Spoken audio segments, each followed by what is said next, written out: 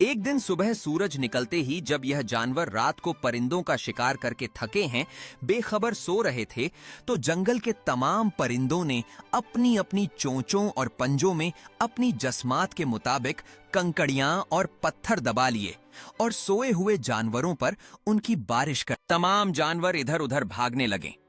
परिंदों ने अपनी चोंचों और पंजों से उन्हें मासद जख्मी करना शुरू कर दिया तो जानवर और भी तेजी से भागने लगे। जब चालाक चमगादड़ ने यह मंजर देखा तो वो समझ गई कि जानवर शिकस्त खाकर भाग निकले हैं। चमगादड़ ने अपनी चालाकी से यह सारा दृश्य देखा और सोचने लगी कि अब जानवरों की हार निश्चित है। पक्षियों ने पेड़ों की शाखाओं पर इकट्ठा होकर गौरवपूर्ण नजर से अपनी सफलता का जश्न मनाना शुरू कर दिया, क्योंकि जानवर उनकी चालाकी के शिकार बन चुके थे। बिगड़े हुए जानवर जंगल के एक सुनसान हिस्से में इकट्ठा होने लगे।